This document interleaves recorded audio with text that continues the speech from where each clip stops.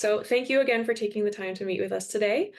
Dr. Julie Karakesh is an associate professor in language and literacies education in the Department of Curriculum, Teaching and Learning at OISE. Her research and teaching focus is on language and power in conversational and intercultural institutional settings and on additional language learning and teaching in and beyond academia. She teaches courses in discourse analysis, sociolinguistics, second language acquisition, linguistics for language educators, workplace communication, and supporting English learners. Her current projects examine the acquisition of academic English skills by multilingual university students, the employment trajectories of internationally educated professionals, interlanguage pragmatics, and supporting English learners in Ontario through teacher education. A proponent of action research, she strives to apply her research findings to real-world problems related to intercultural communication and English language learning and teaching. The first question that we wanted to ask you is about the origins of your scholarship. What are some of the experiences that have shaped your research interest in interlanguage pragmatics, institutional discourse, and migrant language learners? Thank you. First of all, thank you very much for inviting me to be a part of this project, and thank you for the question. I enjoy answering this question because it makes me think about my childhood. I believe that my interest in intercultural communication, including pragmatics, came from the way I was raised. My parents immigrated to the United States from Hungary as refugees in 1957. And by the time my brother and I were born, they were young professionals in California, and they were very much of a mind that they wanted their children to be Americans. They had left their country to have a better life. They had left a country where they did not have freedom and where they had to escape illegally. And I think that all plays into their mindset that which I call assimilationist, and they did not speak Hungarian with my brother and me. We were raised monolingually, and even though culturally I really thought of myself as Hungarian American, I mean, our friends were Hungarian Americans, and my mom cooked a lot of Hungarian food. I believe that they thought they were raising us as what they saw as Americans who spoke English. And they did think that they wanted us to learn Hungarian eventually, but they didn't do it the easy way, as in speaking with us from the time we were born in Hungarian. Instead, when we were kids, like around 10 or so, they said, okay, now we're going to start teaching you Hungarian. And that didn't work at all because we had no interest at that point. So my parents used Hungarian as the language of secret telling, and it was mysterious. I wanted to understand it. Also, we visited my grandmother. We had the opportunity to visit my grandmother twice when I was a kid in Hungary, once when I was 9 and once when I was 12. And I didn't really get to know her because I didn't share her language, but she seemed cool and loving. And so I was just really interested in learning languages. And I really think that's how it got started. I'm not sure if you want more detail than that, but that was the beginning of my interest in languages. I ended up studying Hungarian as a teenager and a young adult, and studied German and eventually some Spanish. And all of these were, for me, ways to be able to explore the world. I was really, really interested and excited by the idea of traveling and meeting people from different cultures. And so one thing that led to another from there. I ended up majoring in linguistics and subsequently doing a Fulbright scholarship in Hungary and meeting some applied linguists who shared with me the work they did and who let me do a little bit of research with them. And I thought this was really interesting. And I learned about teaching English as an additional language and thought, oh, I think this is something I'd like to do. I ended up getting my master's in teaching ESL. And by the time I was done with my master's, I was pretty sure I was still interested in research and hadn't had enough. So I did want to go teach for a while, but I thought I would go back to university to do a graduate, a doctorate program, and that's what I ended up doing. So that's fantastic. Thank you so much for sharing about that. And it's really interesting. And I feel like a story that we hear a lot about in our program among fellow English language learners and students who are children of migrants. It's really fascinating. Thank you. That's how we Yeah, always go back to, right? Our own identities play such an important role in the research and work that we choose to do. absolutely. Yeah. Um, so our second question is, in the context of migrant language learners in Canada, do you think teachers can promote the development of pragmatic competence in basic levels of language learning, or is it something that requires an intermediate or advanced level? Are skills such as establishing rapport or identifying co-membership teachable? So that these are complicated questions because so there's both the teachability and when are things teachable. I would like to say that pragmatic competence and establishing rapport and identifying co-membership can absolutely be done at any level of language ability, but can they be taught? That one is really tough. Of course, since I'm a teacher and I've invested a lot of my time and energy and love in teaching language, I would like to believe that I can have a positive effect on that. But I also think that pragmatic competence is something that varies tremendously, even among people who have share. Well, let's talk about pragmatic competence in English.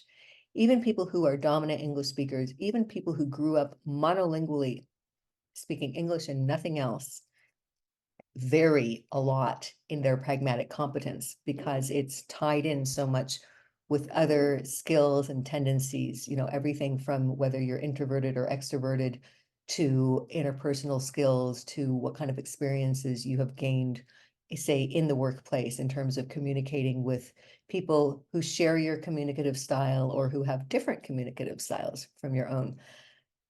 And I do think that gaining experience helps a lot with that. And as a teacher, or as teachers, we can make opportunities for our students to have experiences or to simulate experiences, which would help them to cultivate those skills.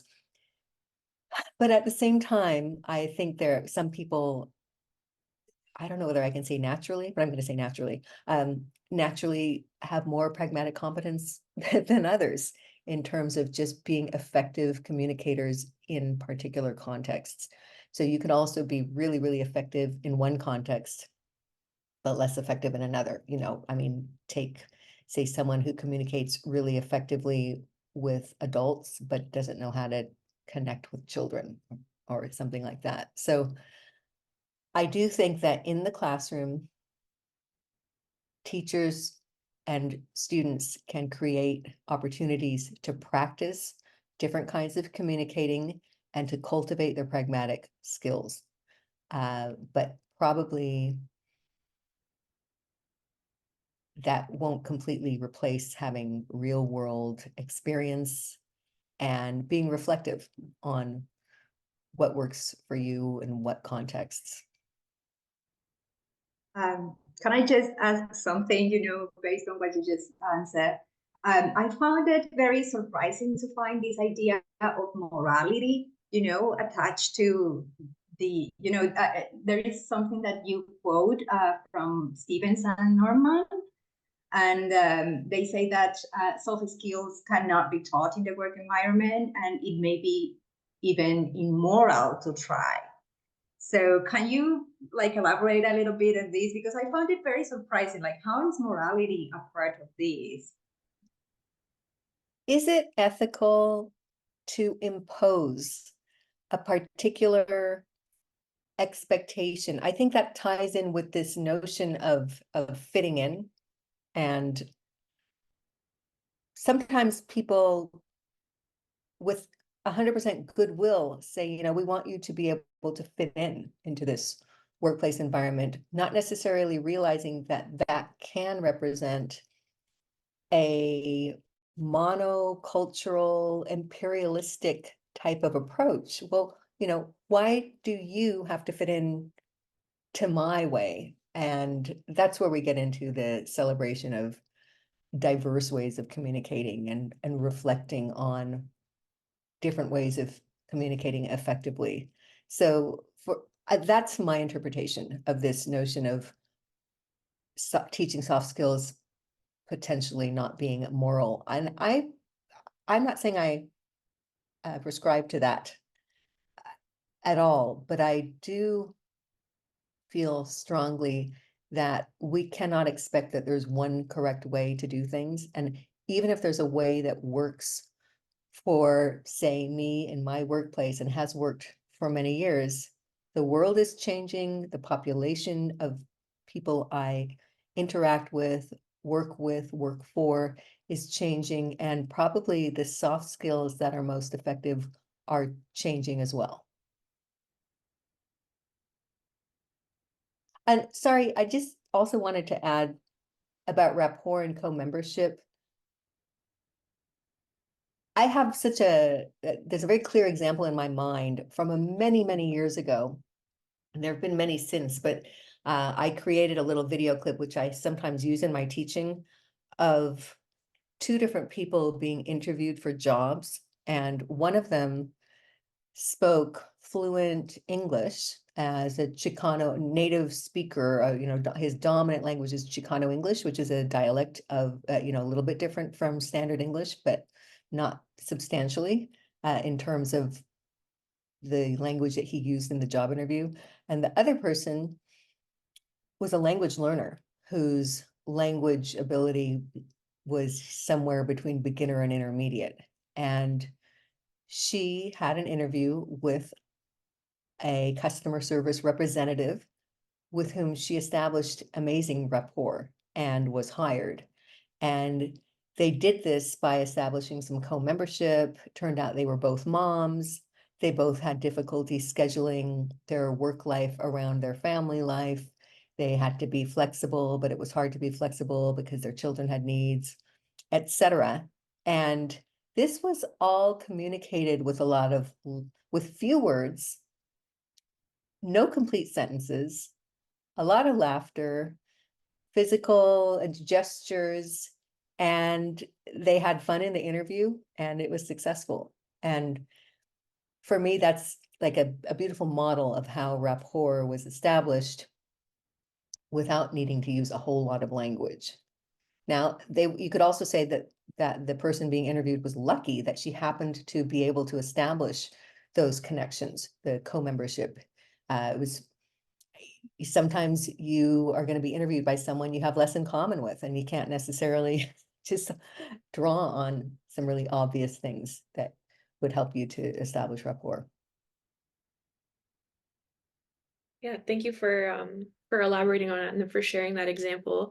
I feel like it connects really well the notion of the morality on sort of explicit instruction for soft skills in the workplace, I think is a perfect segue into our next question that addresses that you mentioned assimilationism and sort of upholding those dominant expectations in the workplace. So our next question was in the book chapter, The Role of Soft Skills in Vocational ESL, Their Power to Disempower Migrant Employment Seekers. You address assimilationist mentalities, the deficit discourse in or concepts such as the hierarchized versus egalitarian cultures, continuing to permeate teachers and employers' attitudes and beliefs. So Sol and I were wondering how we, as researchers in the field of language and literacies education, can contribute to debunk these ideas if we want to critique such frames. There are so many ways. And I think that OISE is participating in many of these ways. One is changing the language. Sometimes changing the language we use helps to change our mindsets. referring to multilingual learners as opposed to non-native speakers of a language. Over the past 10 to 20 years, it just may have had a little bit of an effect on how we think about people who are learning a language, and that they are adding something to their already rich repertoire of ways of communicating, as opposed to they're lacking something that is going to hamper their chances in life. So changing the language is one way in our communication with each other, in our publishing, in our presentations. Changing curricula to, again, look at multilingualism as an asset in not just in language learning, but in, like in K through 12 education, everywhere. And again, sometimes talking about it happens, sometimes you talk the talk before you walk the walk, but it can have a positive effect that eventually people think about it more and start to walk the walk. Sometimes not. But I think that there are many things that we can do to contribute to a celebration, not just celebrating cultural, multilingual kind of culture, but actually appreciating what we can learn, how all of us can benefit from taking that approach. I just coincidentally, I had to take my teenager to the Romero House to do an interview there. This is a wonderful example of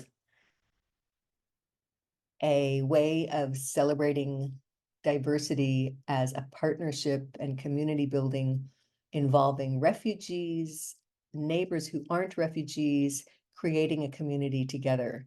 And we can do that in our research also. I think you probably know I'm an advocate of action research and but also partnering, research where the researched are partners in what is researched, so that they have a stake in, they get to be researched on something which is of interest to them.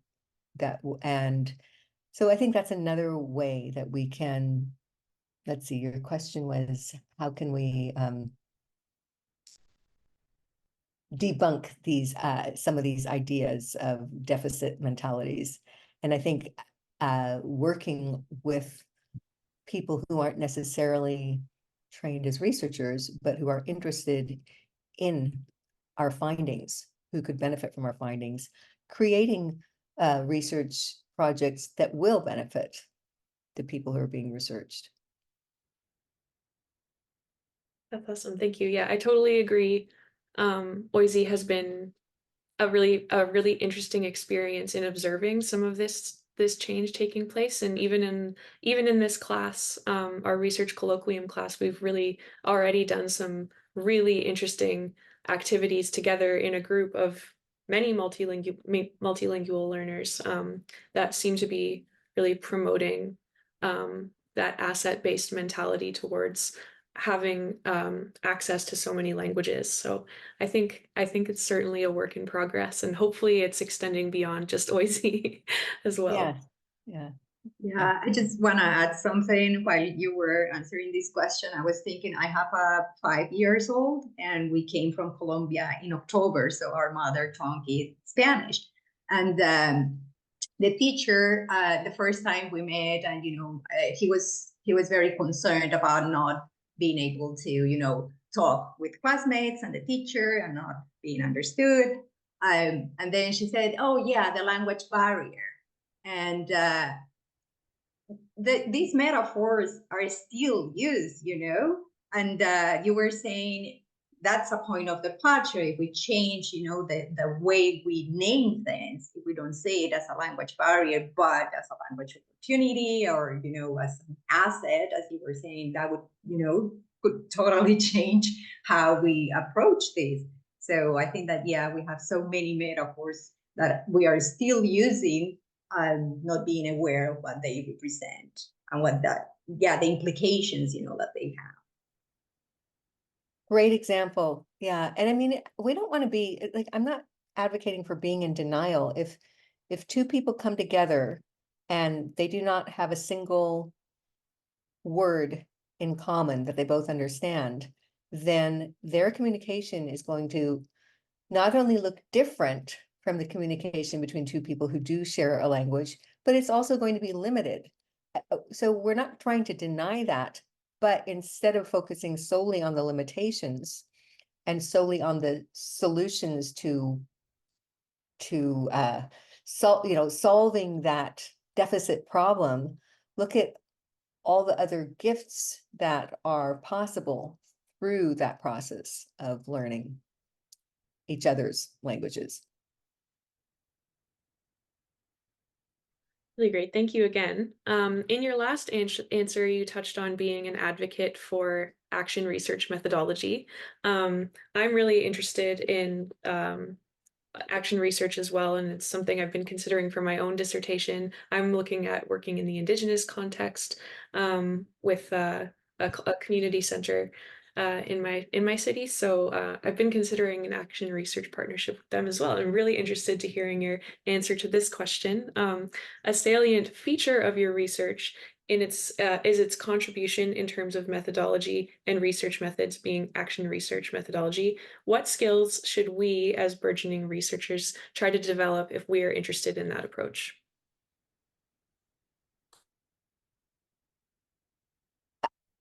I think it goes back to rapport building. So if we communicate with people who we truly identify with one way or another, that will come across. Now, suppose I wanted to do some research in an Indigenous setting. I'm not Indigenous. I wasn't raised by anyone Indigenous. Sadly, I've had very little exposure to Indigenous settings, and it would be probably really, really hard for me to persuade uh, convincingly a population that I'm invested in their well-being and that the research I want to do is beneficial to them. But if it turns out that I'm able to establish some kind of rapport with them, let's say, okay, I'm just creating this out of nothing, but I love music and I play music and I've studied music for many, many years. And let's say it turns out that I discover some of their musical traditions that I'm really, really interested in and can share a genuine interest in that by by learning about it and then saying, this is something we share. Can we try to explore it together? I think that's going to be more convincing. I'm sorry, that was a really clumsy example, but suffice to say that I think communicating with the people we are interested in learning about through research, identifying with them, and collaborating with them so that what we research is of interest and beneficial to the people being researched. And one way to do that is by partnering with them and learning from them. It's not our way that we teach them. It's something that the researched and the researcher create together such that they both become researchers. I love that. Yeah, we've been learning in my indigenous methodologies course about the 4 R's, one of which being reciprocity. And I feel like what your answer really touches on that. And maybe you could even add a fifth R being rapport or rapport building. Yeah, give it a try. I mean, I think that it kind of gets built in. See Um, what your professor thinks of that one. okay, we will do. Yeah, maybe if you could touch on you mentioned finding something in common such as like music or something like that as a strategy for building rapport. um Is there anything else you would recommend in terms of sort of establishing a relationship or like the beginning stages of negotiating a partnership with a community that you're interested in doing action research with? Yeah, I just want to say the reason that my example is really clumsy is that it's got to be authentic. So, just thinking, oh, this is a group of people I'm interested in, and oh, it turns out they like music and I like music, so I'm going to bring that up. That is inauthentic. But and that's why I think so often we do our research on something that is a part of our own identity that we can relate to. So, sorry, that was a bit of a tangent, but you want to know if there's anything else that I would, I think listening, being really good listeners, trying, you might have an idea of what you want to do, but before you commit to that idea, listen to what the people you are going to be collaborating with want or wonder, or what and try to, again, co-construct the research project in that way. That makes a lot of sense. Thank you.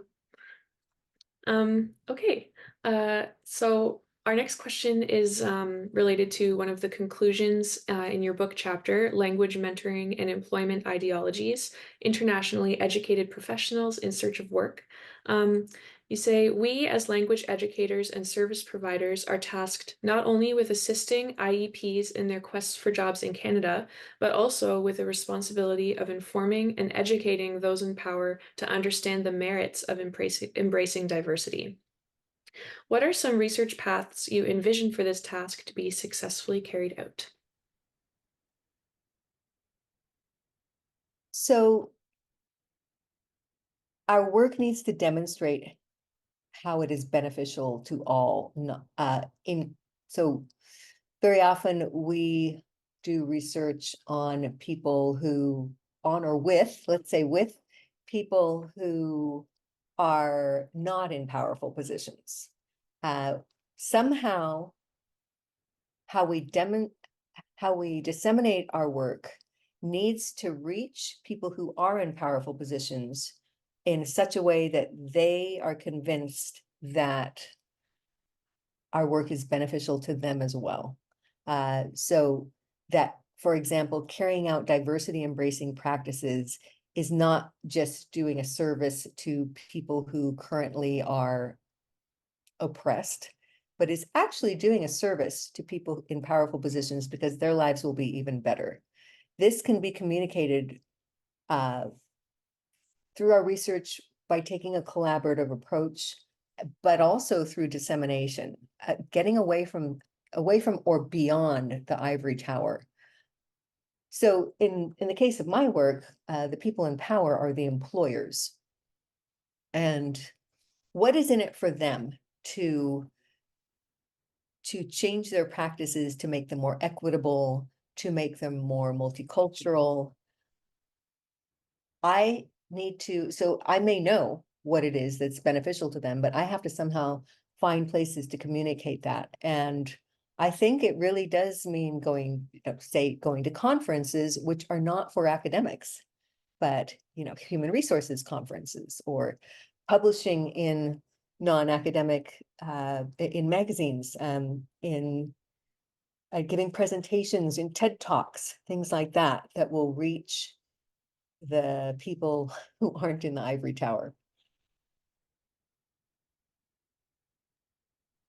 Okay, that's great. That makes a lot of sense. And that's another thing, going back to the action research question. I'm drawing a blank on what the R is, but one of the R's was related to like returning the research to the community and making sure that it's disseminated in such a way that's accessible to people. Yeah, kind of like what you said, going beyond the ivory tower, and some of those tips that you mentioned, such as going to those other types of conferences or publishing in a non-academic context. That those are really helpful. So thank you for that. Yeah. Pleasure.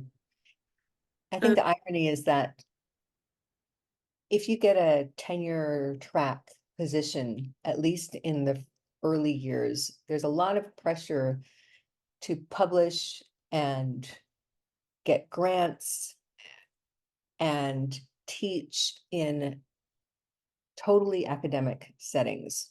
You know, you have to address an academic and that contradicts what I'm saying. So, you know, I don't know if and when at some point the culture of academia will change, but I do think that what I've just said is a reason that many people would like to work not only in academia, but beyond academia as well.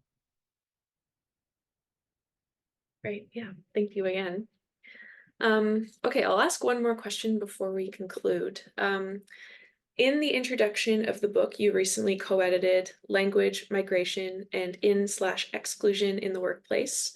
You refer to the concept of linguistic gatekeeping, and you say the language gate is a lingua political gate.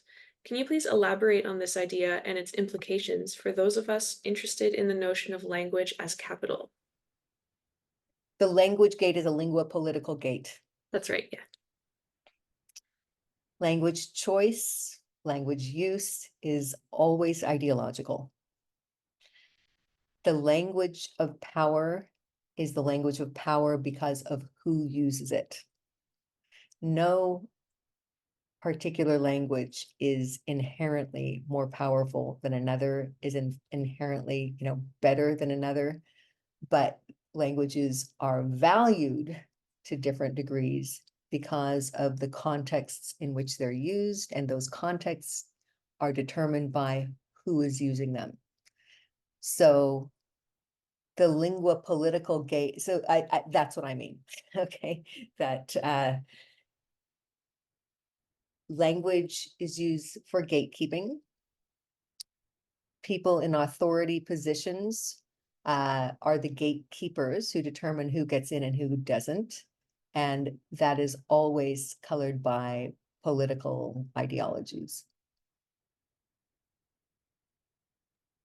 Great, and going back to language as power, and one of the things that we touched on in your bio as being a primary interest of yours, that makes a lot of sense, how those in positions of power can really have the opportunity to dictate which languages are granted more value than others. So, yeah, if I'm understanding correctly. And I would say it's not always it's not always that people are explicitly saying this is the language that has the power. A lot of this is sadly not conscious behavior.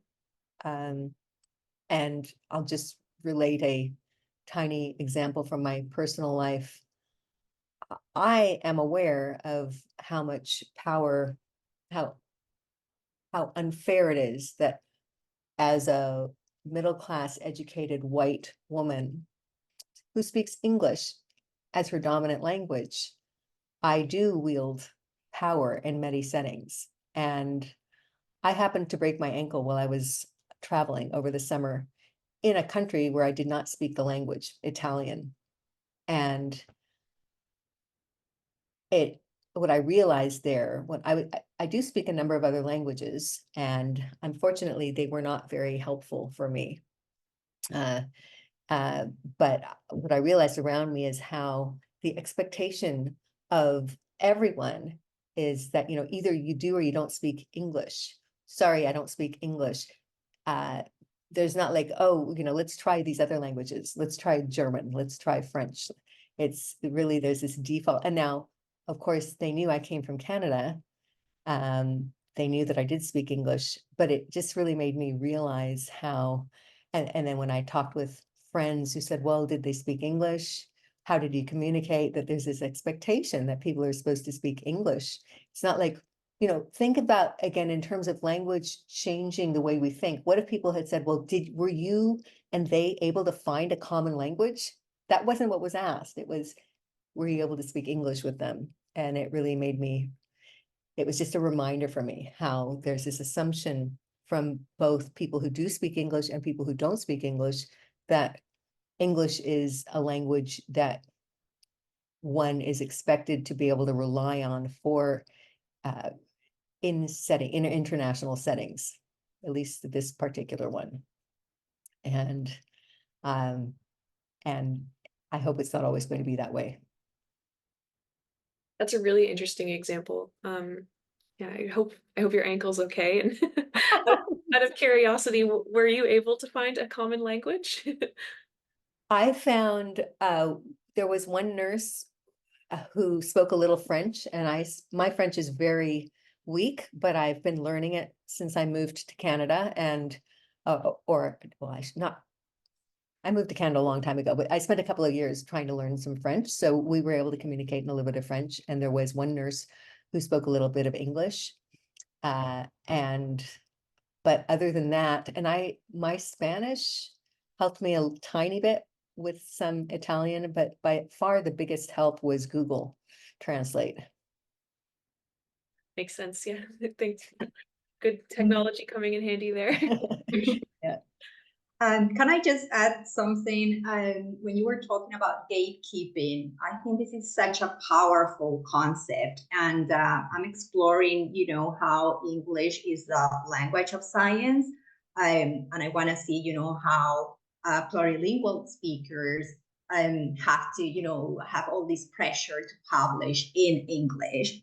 And I'm finding also these ideas of English as a lingua franca, and but scholars from the global south and specifically from South America have a lot of pressure when they are submitting, and receiving feedback. And many times it looks like revise, or go to a native speaker of English to proofread these and then submit. So I was thinking, you were mentioning how do we have to also access people with power. So I was wondering, okay, in this case, because I'm interested in seeing what are the authors' experiences, right? But then you also have in the equation the editors and the reviewers, but it's the same as scholars, right? Assuming different roles. So who do you think it's in this case the people with the power, to change maybe these scenarios? Do you think it will be the publishers, or how do we move those conceptions? So this is way outside of my area of expertise, but I'm just going to say, I think it's the money. It's where the money comes from that has the power. Okay, so I don't even know how to answer, where in a publishing company, who has the money? Is it the owners of the company, the stakeholders, the stockholders? But you can have, I suppose, like a CEO with a vision to promote a plurilingual culture of publishing and a pluridialectal culture, where several different standards are acceptable in terms of editing, grammar, things like that. But again, way outside of anything I know about, but I would think that CEO will only be successful if they get enough buy-in from people who think, yes, this is a viable business model, and we will therefore support it financially. Yeah, that makes sense. Thank you. But on the other hand, I mean, grassroots, right? We can work from the bottom up, and we can convey our messages of embracing diversity to our students. We all reach lots of students, and some of those are going to go on to be CEOs somewhere, right? That's a promising idea. Well, I think that I don't know, are the two of you teachers right now? I Or am. have been? So don't you, I always feel like that's, it's probably our most important work. We reach a lot of people, and we can try to model, what's important to us. And that does reach a lot of people.